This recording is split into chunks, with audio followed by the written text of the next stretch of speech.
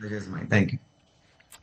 Okay, the markets, all sectors in the red, yes, but look at the Nifty intraday graph. It seems like around 24,700 on the Nifty futures. At least there is a near-term base in place for us. But let me bring on board Rajesh Palvia and help him answer that question. Rajesh, what happens post this gap down? Because we've already covered a little bit of lost ground. So as I speak earlier, 24,600 acted as a good support area, and we have seen some reversal from those level as we are on expiry day for this series. So 24,600 is important and critical for this expiry day because that's the only hope by the put writers.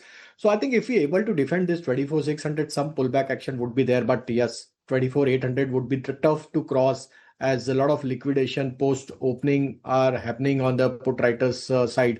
And because of this news flow, I think tariff news flow, I think some more positioning is positions are shifting to the stocks like FMCG basket and some other sectors where we are seeing still strength are there.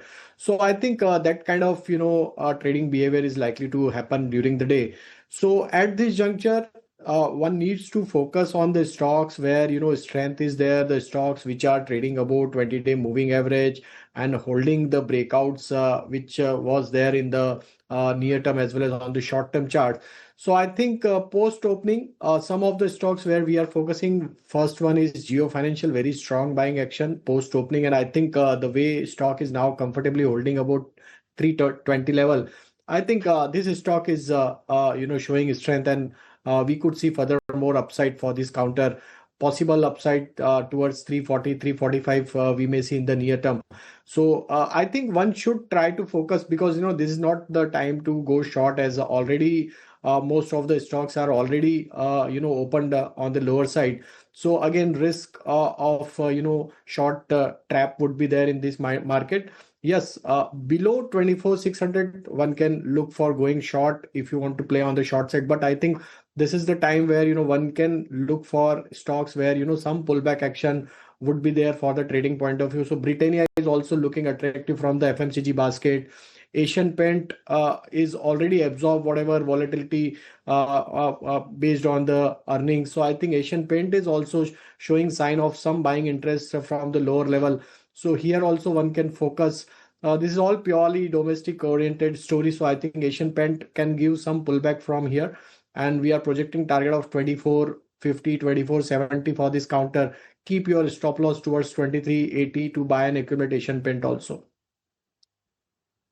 I just want to revisit that entire space right now on what's actually holding up and what's not. So let's just take a look at some of these textile and apparel manufacturers and see what they're up to right now, given the largest exposure that they have within the Indian sectors to US, almost to the tune of about $25 billion. Look at a Gokuldas Exports. That's open gap down 7% now. Welspun, there's Arvind, there's Page.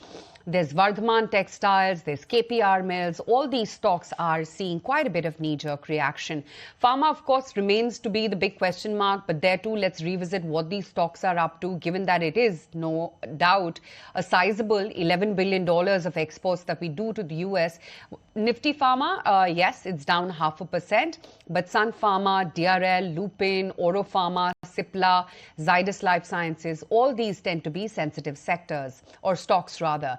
Auto and auto ancillaries, that's where you're seeing maximum weakness actually coming in.